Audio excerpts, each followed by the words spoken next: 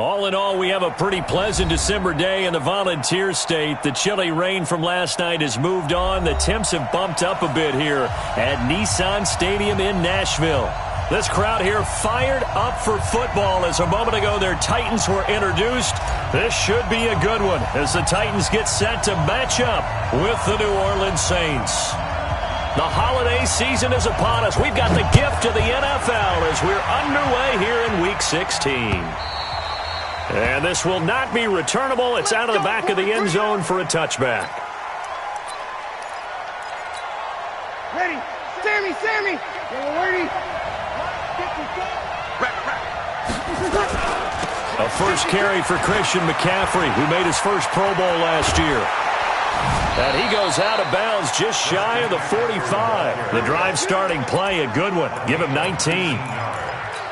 And that's how you get started and open up a game. Really well-blocked play.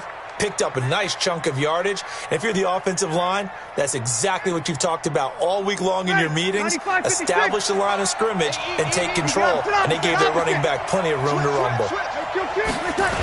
Back to the ground on first. It's McCaffrey. And this play will be blown up. He'll lose yardage back at the 38. He lost 6 there on the first down play. Now on 2nd and 16. Breeze. And it's hauled in by Jared Cook. Jared Cook is a guy who's been around the NFL. He's been with the Titans, the Rams, the Packers, and the last 2 years in Oakland. Now he makes a move to the Big Easy, where he pairs with Drew Brees and forms a nice little threat. They'll try and pick it up with McCaffrey. There he goes, left side. Touchdown, New Orleans. Christian McCaffrey hitting double digits with his 10th touchdown of the season as his guys are able to strike first here in this opening quarter.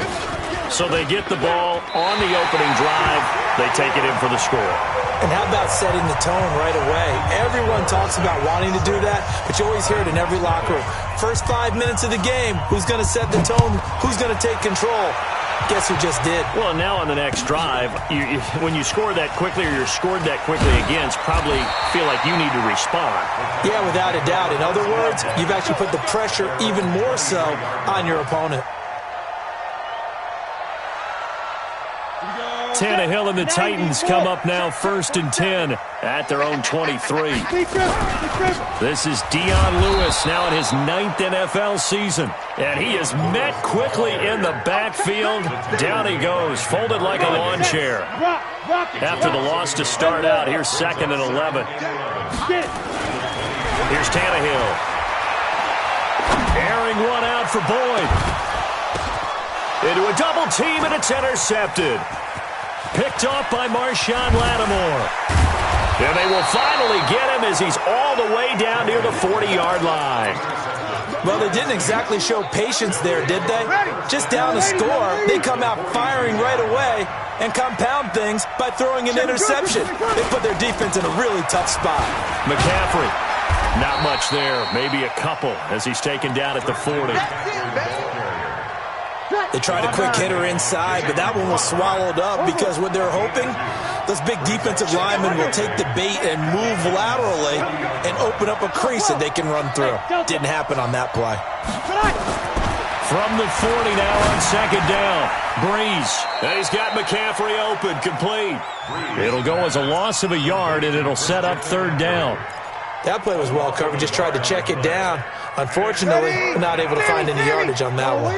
If they want it first, they need to get the football to the 32 here on 3rd down. This is McCaffrey.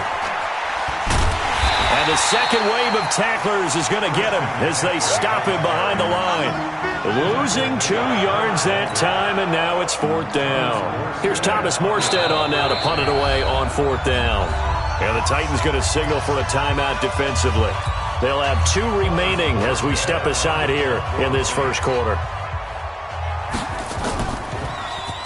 He only punted twice in the win last week as he gets this one away.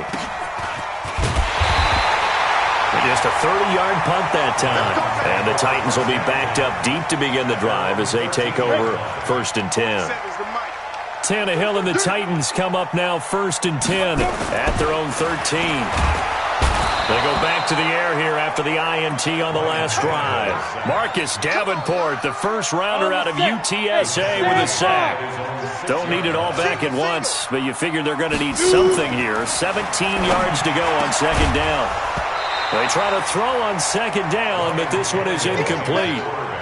And Charles, got to like what this defense has been able to do these last couple of plays. Yeah, they get the sack on 1st down, then they force the incomplete pass. Now they're just a play away from getting the football right back, but it's a big play. They've got to hold up. An incomplete pass on that last play, and that means they'll need to come up with something here on 3rd down. Now Tannehill. He's got room to run past the 20, and that's complete. It's Green here. They'll wind up with 17 on that one, but they're still a bit short here for 4th. And now the Saints are going to take a timeout on defense. They'll have 2 remaining as we step aside here in this 1st quarter. So in their own territory, but they only need a few inches, so they're going to opt to go for this thing. We'll see. Maybe a surprise pass or run. What will they do? We're about to find out. 4th down. Hey, team 6. Team 6. Check Mike 47. Check Mike 47. Hey, 61. Matchbox light. You're on guard. You're on guard. Check 31. Check 31. Here's Frank Gore, the veteran who sits 3rd all-time in rush yards. And he gets the 1st down here as he's taken down at the 24. A big roll of the dice on 4th and 1, but it pays off. They convert. Tannehill now to throw. Green brings it in. A good pickup there, 21 yards. You can see the time and effort and thought that they put into their passing game because it was evident right there. It looks like a simple pitch and catch, but you and I both know that they have planned for this and worked hard to make it happen. Von Bell up to make the tackle. They tried a quick hitter inside, but that one was swallowed up because what they're hoping, those big defensive linemen will take the bait and move laterally and open up a crease that they can run through. Didn't happen on that play. And he'll work it across midfield inside the 45. That's a 1st down pickup for Tennessee on a gain of 10. So in Saints territory now. Here's 1st and 10 at the 44-yard line. Now here's a pass on 1st down that's knocked away and incomplete. Eli Apple, good to the core there as he gets in and knocks it away. So after the incompletion on 1st, now 2nd and 10. He's coming, he's coming, he's coming. We got double up. Now Gore. And he's swallowed up right near the line of scrimmage. No gain on that one as it brings up a 3rd and 10.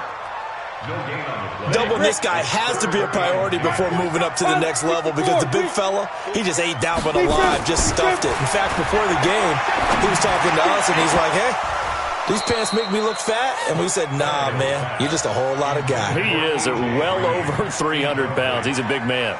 Now throwing on 3rd down there, but he cannot connect.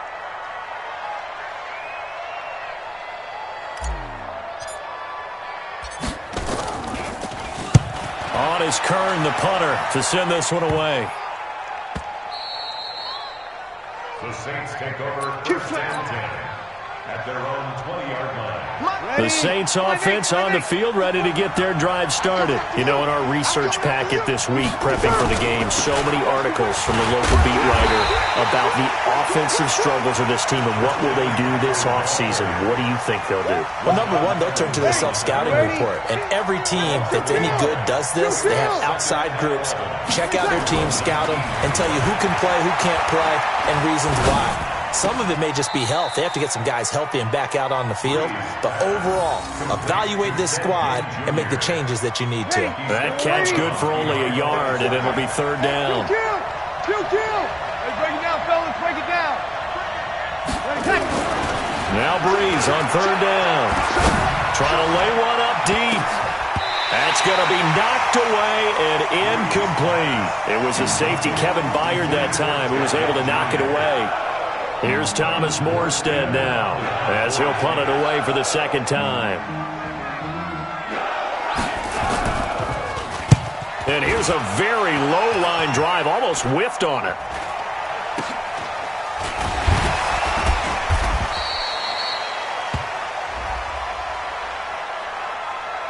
So they will accept the penalty and move forward. 6-0 our score after one.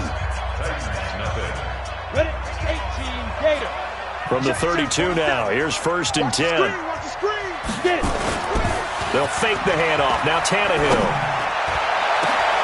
And now this is intercepted. My goodness.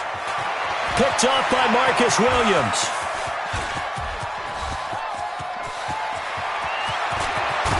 And they will be set up now as he brings this thing all the way back inside the 20. I tell you what, credit is due there on them preventing the touchdown after that interception. How about him chasing him down and not giving up the pick six? Because what happens a lot of the time is when you see the interception, you just kind of hang your head a little bit and you momentarily pause because you're frustrated. He shook that off and gave great chase and got it done. Still a great return and very good field position.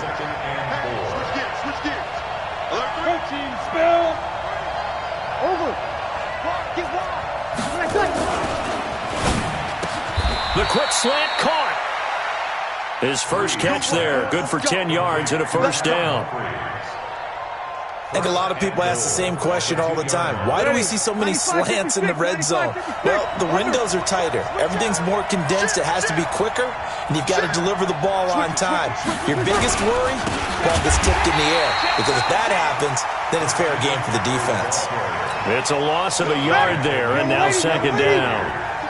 So they're backed up to the 3-yard line, 2nd and goal. Brees going to throw. And he is into the end zone. Touchdown, New Orleans. Jared Cook. And the Saints able to stretch that lead out further. Here's Brees to the end zone, but it's incomplete.